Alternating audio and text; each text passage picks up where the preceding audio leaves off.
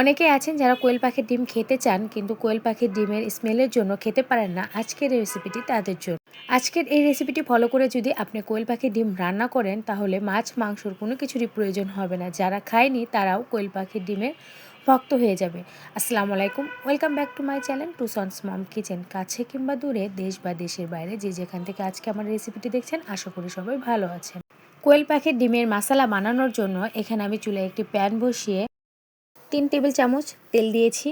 এখন আমি এখানে দিয়ে দিচ্ছি দুটো পেঁয়াজ কুচি, 3 থেকে 4টি কাঁচামরিচ আমি মাঝখানে ফালি করে নিয়েছি, সেটা দিয়ে দিলাম। হালকা একটু ভেজে নিয়ে এখানে আমি দিয়ে দিচ্ছি সামান্য একটু আস্ত জিরা, একটি তেজপাতা, 2 টুকরো দারচিনি, 3 থেকে 4টি সবুজ এলাচ। এখন পেঁয়াজগুলো হালকা একটু ব্রাউন হওয়ার আগ পর্যন্ত ভেজে নেব। এখন এখানে দিয়ে দিচ্ছি হাফ চা চামচ আদা বাটা, হাফ চা চামচ রসুন বাটা, 1 চা চামচ পেঁয়াজ বাটা। বাটা মশলাগুলো দিয়ে আমি 2 থেকে 3 মিনিট তেলের মধ্যে এগুলো ভেজে নিব, যতক্ষণ না পর্যন্ত বাটা মশলার কাঁচা স্মেলটা চলে না যায়।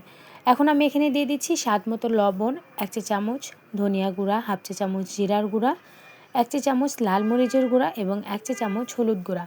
মশলাগুলো আমি খুব ভালোভাবে কষিয়ে নিব। সামান্য একটু পানি দিয়েছি। এখন আমি এখানে দিয়ে দিচ্ছি টমেটো কুচি। আমি এখানে একটি টমেটো কুচি করে নিয়েছি, সেটা দিয়ে দিলাম।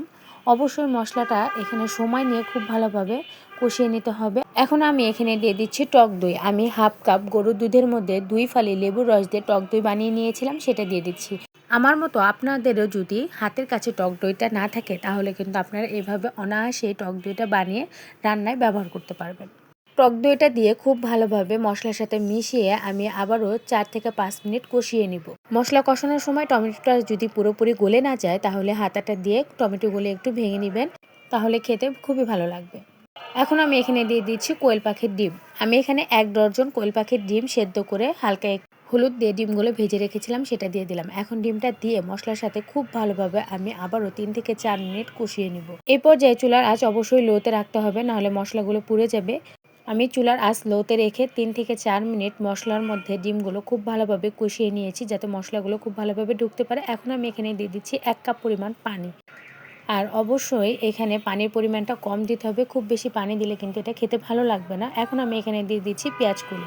আমি এখানে প্রায় হাফ কাপের বেশি হবে পেঁয়াজ কুলি নিয়েছি, সেটা দিয়ে দিচ্ছি। এখানে অবশ্যই পেঁয়াজ কুলিটা দেওয়ার চেষ্টা করবেন, তাহলে খেতে খুবই ভালো লাগে।